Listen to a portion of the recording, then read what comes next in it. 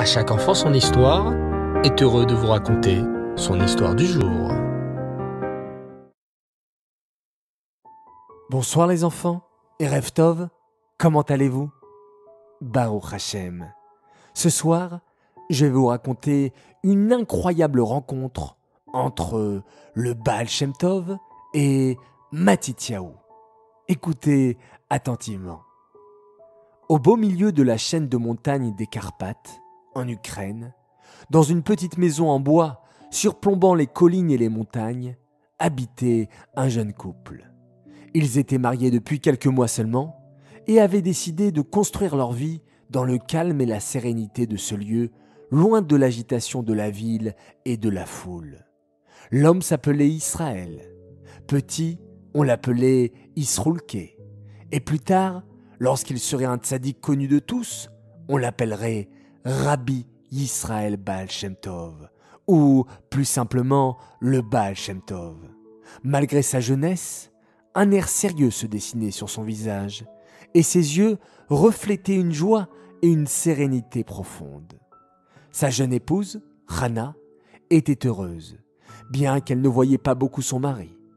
Le dimanche, Israël partait tôt de la maison, pour ne revenir que vendredi après-midi avant l'entrée du Shabbat. Toute la semaine, il s'isolait dans les forêts épaisses qui se trouvaient dans la région pour prier et se connecter à Hachem.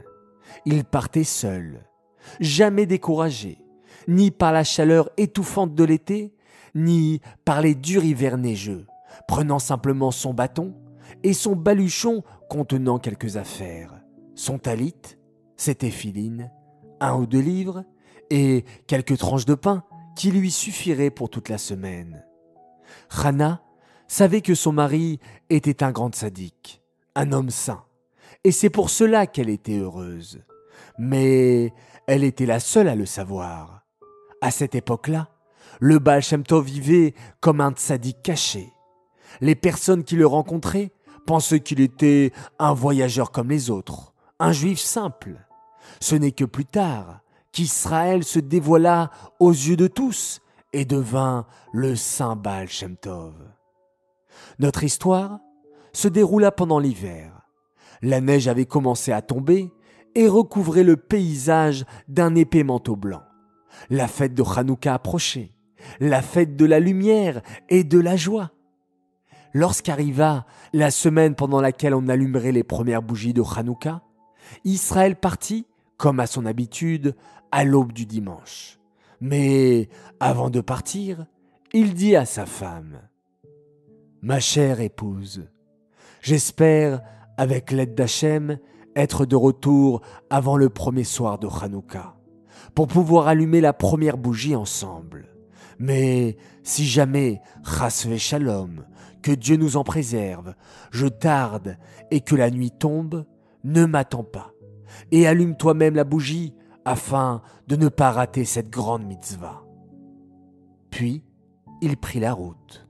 Sa femme Hana le regarda s'éloigner, priant fort Hachem qu'il protège son mari pendant son voyage. La semaine passa et Hanouka approcha. D'ici quelques heures, les maisons juives seraient illuminées par la première bougie de Hanouka.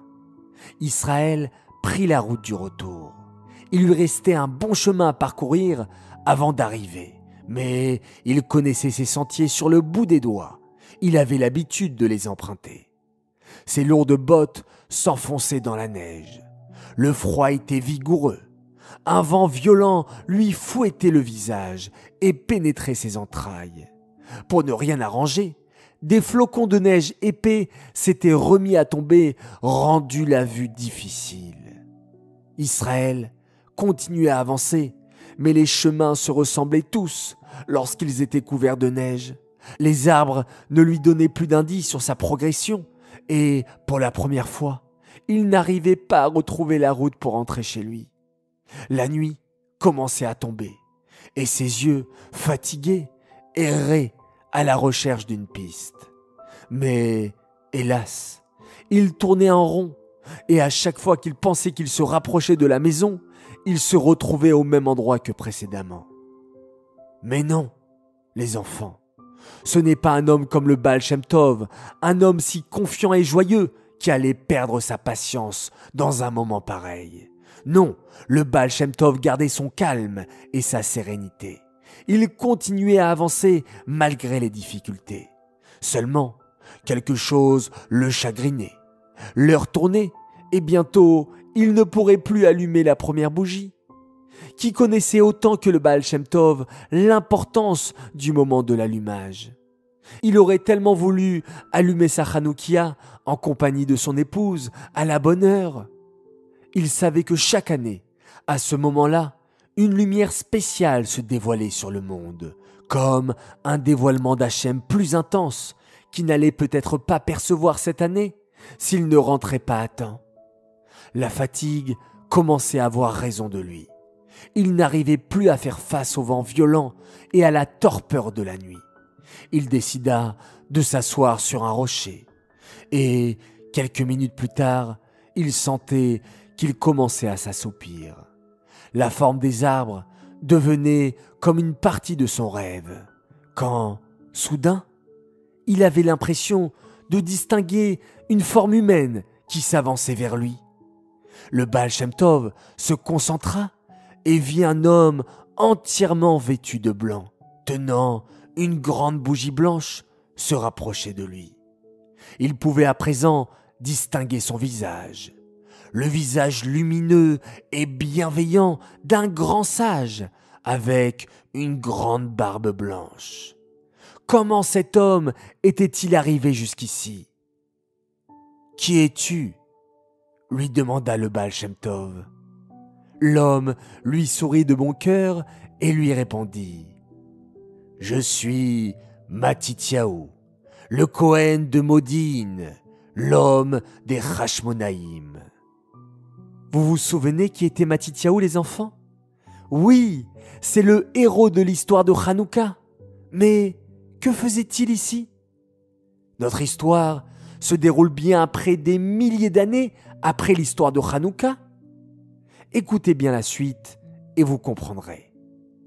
L'homme se retourna et s'éloigna de Rabbi Israël. Celui-ci se dépêcha alors de le suivre. Et il remarque une chose étrange, très étrange. Même les vents les plus forts n'éteignaient pas la bougie de l'homme qui continuait à éclairer le chemin. C'était un miracle, n'est-ce pas les enfants? Oui, car la flamme d'une bougie est très fragile et s'éteint normalement facilement. Le Baal Shem Tov suivit un long moment l'homme et, petit à petit, il commençait à reconnaître les environs et se rapprochait de sa maison. Bientôt, il aperçut une petite flamme briller à l'intérieur d'une maison. Oui, c'était la bougie de Hanouka que sa femme inquiète avait allumée en attendant qu'il rentre. Le Baal Shem Tov se tourna alors de tous les côtés, mais Matityahu, l'homme qu'il avait sorti de la forêt et l'avait guidé jusqu'ici, avait à présent disparu. Le Baal Shem Tov entra chez lui et quelques instants plus tard alluma sa Hanoukia. Il se concentra particulièrement lorsqu'il fit la beracha de She'asa Nissim La'avotenu Bayamim Hahem Bizmanazé, une bracha pour remercier Hachem des miracles qu'il fit à l'époque de Hanouka. Oui, le Baal Shem Tov venait de vivre un autre miracle de Hanouka. Il voulait tellement rentrer chez lui pour Hanouka que Matityahu lui-même lui était apparu pour lui permettre d'accomplir cette grande mitzvah d'allumer les bougies de Hanouka à temps. Voilà les enfants, encore une magnifique histoire qui nous montre à quel point les miracles de Hanouka ne sont pas arrivés uniquement à l'époque de l'histoire de Hanouka. Non, à chaque époque, et même à notre époque, nous pouvons mériter de vivre les miracles de cette si belle fête. Une fête d'une telle grandeur qu'elle a protégé notre peuple à travers toutes les générations. Espérons que nous pourrons bientôt la célébrer avec le Beth Amikdash reconstruit. Amen. J'aimerais dédicacer cette histoire pour de nombreux Mazal Tov. Et oui, ce soir encore, nous allons fêter plusieurs anniversaires ensemble. Alors tout d'abord, un grand Mazal Tov à notre mamie adorée, mamie Annie Debache, qu'on aime de tout notre cœur. Nous te souhaitons une longue vie en bonne santé jusqu'à 120 ans. Amen, de la part de tous tes petits-enfants. Un très grand Mazal Tov également à une fille merveilleuse, Shaina Martinez. Un grand Mazal Tov, Shaina, pour tes 6 ans. On te souhaite d'être une grande chassida tout au long de ta vie, dans la santé et la joie. Tes frères et tes sœurs qui t'aiment très fort. Un très grand Mazal Tov à une petite fille qui nous écoute déjà. Elle fête ses 1 an. Elle est merveilleuse et adorable. Elle s'appelle Bella Gabé. Un autre Mazal Tov, un garçon exceptionnel. Il fête ses 7 ans. Il s'appelle Eliav Marciano. Papa et maman sont très fiers de toi et t'aiment de tout leur cœur. Que tu continues à grandir dans le chemin de la Torah jusqu'à 120 ans. Encore et toujours, un grand Mazal Tov, un petit garçon merveilleux, Michael Yona Sialom, de l'école Sinaï, pour la naissance de son petit frère. Qu'Hachem fasse que tu sois toujours un chassid, un exemple pour lui, et que tu apportes encore plus de joie et de satisfaction à toute la famille de la part de tes parents qui sont très fiers de toi et t'aiment très fort. Un autre Mazal Tov, cette fois-ci pour une princesse de 5 ans. Elle s'appelle Keren Saada, que tu puisses, Bezrat Hashem, grandir en bonne santé et rester cette petite fille exceptionnelle que tu es. Tu seras une super grande sœur, on t'aime fort, papa, maman et Lévi Yitzhak, ainsi que les tatas et tontons. Un dernier et un immense Mazal Tov pour un garçon mignon tout plein. Il fête ses 6 ans, il s'appelle Lior Dahan. Mazal Tov de la part de toute ta famille qui t'aime très fort. Voilà les enfants, beaucoup de joie, toujours dans la joie et rien que dans la joie. Amen, que vous puissiez m'annoncer toujours de très belles nouvelles. Les enfants, nous allons à présent nous quitter. Je vous souhaite, comme d'habitude, une très belle nuit, faite de beaux rêves, certainement des rêves des miracles de Hanouka, et pourquoi pas rêver du Baal Shem Tov, ou bien de Matityahu, ça serait formidable. D'ailleurs, si vous rêvez d'eux, n'oubliez pas de me le dire. Voilà, on respire bien fort, on retrouve notre calme, on met la main sur nos jolis petits yeux et on fait tous ensemble un magnifique Shema Israël.